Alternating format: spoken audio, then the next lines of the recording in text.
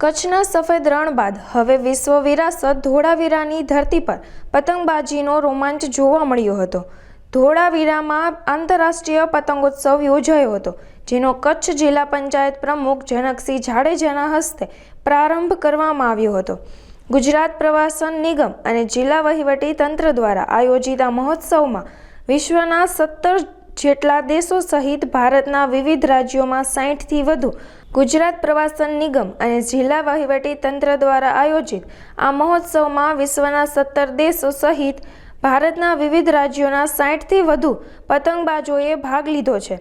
અલ્ગેરિયા, France, Russia અને UK જેવા દેશોના ક્રાઇટિસ્ટોએ જ્યારે ધોળાવીરાના આકાશમાં અવનવી અને વિશાળ પતંગો ઉડાડી ત્યારે પ્રવાસીઓ અને ગ્રામજનો મંત્રમુગ્ધ થઈ ગયા હતા। હડપ્પીય સંસ્કૃતિના અવશેષો વચ્ચે આધુનિક પતંગોત્સવનો ત્રિવેણી સંગમ પ્રવાસીઓ માટે વિશેષ આકર્ષણનું કેન્દ્ર બન્યો હતો। આ પ્રસંગે કચ્છી સંસ્કૃતિને ઉજાગર કરતા લોકનૃત્યોએ વિદેશી મહેમાનોના દિલ જીતી લીધા હતા। ધોળાવીરા મધ્યે પતંગ ઉત્સવનો કાર્યક્રમનો પ્રારંભ આપના માધ્યમથી હું દેશવાસીઓને પણ કહેવા માગું છું કે પતંગ જે છે એ વ્યક્તિ સાથે જોડાયેલું છે। પતંગની દોરી કયા વ્યક્તિ પાસે છે ત્યારે જ એ પતંગ પ્રગતિ કરી શકતો છે, કારણ કે પતંગ છે એ ચગતી વખતે આસપાસ સંકટમાં દોરાયેલું છે। અલગ અલગ પતંગદારો એને કાપવાની કોશિશ કરતા હોય છે। એવી જ પરિસ્થિતિ અત્યારે આપણે જોઈ રહ્યા છીએ આપણા દેશનું પ્રતિનિધિત્વની। આપણા ભારત દેશની પતંગની દોરી જ્યારે આવા પ્રધાનમંત્રી શ્રી નરેન્દ્રભાઈ મોદી સાહેબના હાથમાં છે। અનેક વિદેશીઓ જ્યારે આ ભારત દેશ ઉપર આક્રમણ કરવા માટે તૈયાર છે ત્યારે આપણી મજબૂત પ્રતિનિધિત્વ તરીકે નરેન્દ્રભાઈ મોદી સાહેબ પાસે આપણી પતંગની દોરી છે, ત્યાં સુધી આ દેશને પ્રગતિના પંથ સુધી જવામાં કોઈ પણ વિદેશ અટકાવી નહીં શકે। હું અભિનંદન આપીશ નરેન્દ્રભાઈ મોદી સાહેબને કે આવા અનેક ઉત્સવો થકી આપણી સંસ્કૃતિને, ભારતીય સંસ્કૃતિની ભગીરથ કામ ટકાવવાનું કામ જે કરી રહ્યા છે એમને પણ હું ખૂબ ખૂબ અભિનંદન આપીશ। અને અહીંયા પતંગ ઉત્સવમાં જે ભાગ રહી રહ્યા છે એ બધાને પણ હું ખૂબ ખૂબ અભિનંદન આપીશ કે આવા આપણા કચ્છની અંદર, આપણા રાજ્યમાં અને આપણા દેશની અંદર અનેક ઉત્સવો ઉજવાય અને આપણી જૂની પરંપરાગત મુજબ આપણી ભારતીય સંસ્કૃતિનો કાયમ ટકી રહે એ આપણે સૌ સાથે મળીને પ્રયત્ન કરીએ।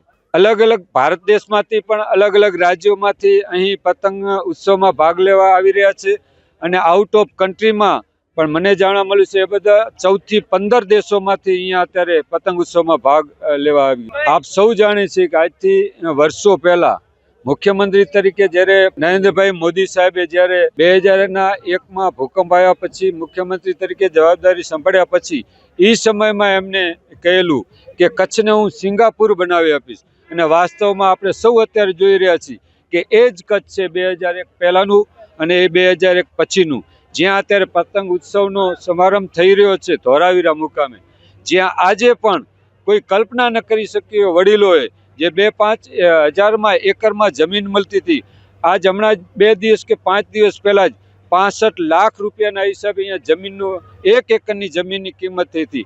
એક દ્રષ્ટિ, એક વિચાર નરેન્દ્રભાઈ મોદી સાહેબના કારણે આજ કચ્છનું પરિવર્તન થઈ રહ્યું છે અને આપ સૌ એમાં આપણે સૌ એના સાક્ષી છે। नम्रता जोशी, मैं आय सर्जन हूँ। मुंबई में 30 साल से प्रैक्टिस करती हूँ, लेकिन काइट फ्लाइंग मेरा बचपन का शौक है और पागलपन की हद तक मैं ये काइट फेस्टिवल में आती हूँ और पतंग उड़ाती हूँ।